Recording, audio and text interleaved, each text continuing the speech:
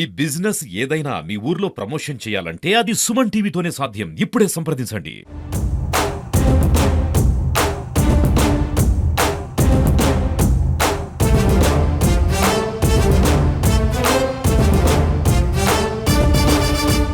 మహానాడులో పిఠాపురం మాజీ MLA Telugu Desam party నాయకుడికి ఉన్నటువంటి క్రేజ్, వర్మ గారి క్రేజ్ ఒకసారి చూడొచ్చు. భారీ స్థాయిలో అభిమానులందరూ కూడా, కార్యకర్తలందరూ కూడా వర్మ గారి దగ్గరికి ఒక్కసారిగా ఆయన ఎక్కడుంటే అక్కడ చుట్టుపెట్టేస్తున్నారు. ఎంత క్రేజ్ ఉందో మనం అర్థం చేసుకోవచ్చు. ఎస్, వర్మ గారితో మాట్లాడదాం. వర్మ గారు, మహానాడు ఎలా సక్సెస్ అయింది? సో చాలా స్పందన వస్తుంది, ఏమంటారు? మహానాడు చాలా రంగరంగ వైభవంగా జరుగుతుంది. అన్ని మహానాడులకి గంట ప్రతి మహానాడు కూడా ఒక్కో మహానాడు గంట బ్రహ్మాండంగా ముందుకెళ్తూ ఉంటుంది. అందులో రాయలసీమ ప్రజల కోరిక మేరకు కడపలో పెట్టడం, ప్రజలందరూ కూడా ఇక్కడ ఆనందంగా ఉన్నారు. అదేవిధంగా మేము కూడా కడప వచ్చి చూడడం ఇక్కడ మాకు ఇంకా ఆనందంగా ఉంది.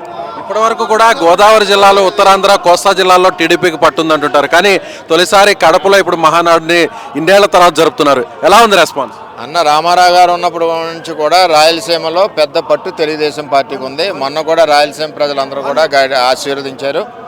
ఇక్కడ ప్రజల కోరిక మేరకు, కార్యకర్తల కోరిక మేరకు కడపలో పెట్టింది. పార్టీని నమ్ముకున్నటువంటి కార్యకర్తలకు సరైనటువంటి గుర్తింపు వస్తుందనేది మొదటి నుంచి కూడా టీడీపీ చెప్తుంది. సో మీరేమంటారు? అది 100% వస్తుంది, అందులో తేడా లేదు. కష్టపడిన వాళ్ళకి ఎప్పుడు కూడా గుర్తిస్తారు. ఆ పార్టీ అధ్యక్షుడు సరైన సమయంలో సరైన నిర్ణయాలు తీసుకుంటారు. అలాగే లోకేష్ గారు ఇక నాయకత్వ బాధ్యతలు తీసుకోబోతున్నారు, వర్కింగ్ ప్రెసిడెంట్గా మారబోతున్నారు. సో మీరేమంటారు? లోకేష్ గారు నాయకత్వం వచ్చాక పార్టీలో ఎలాంటి పరిణామాలు వచ్చే అవకాశం? నాయకత్వం రావడం ఏంటి, ఆల్రెడీ ఉంది. ఉన్నాక యోగాలం వచ్చింది కాబట్టి ఇవాళ ప్రభుత్వం వచ్చింది. లోకేష్ గారు యోగాలం వచ్చింది కాబట్టి ప్రభుత్వం వచ్చింది. కార్యకర్తలు, రాష్ట్ర ప్రజలు మనసులో మనోభీష్టం, కోరిక లోకేష్ గారిని భవిష్యత్ రథసారథి కింద తెలుగుదేశం పార్టీలో చూడాలి.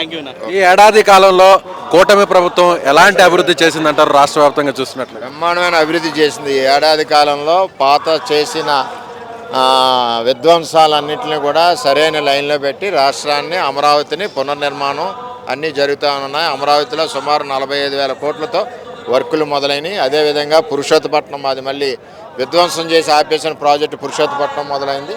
రాష్ట్ర వ్యాప్తంగా అభివృద్ధి బ్రహ్మాండంగా జరుగుతుంది. రైట్ సార్, ఇది వర్మ గారు, తెలుగుదేశం పార్టీకి సంబంధించిన పిఠాపురం మాజీ ఎమ్మెల్యే వర్మ చెప్తున్నట్టుగా మహానాడు గ్రాండ్ సక్సెస్ అయింది. రాయలసీమలో మహానాడు ఈ స్థాయిలో జరగడం నిజంగా అందరిలో కూడా సంతోషాన్ని నింపిందని ఆయన చెప్తున్నారు.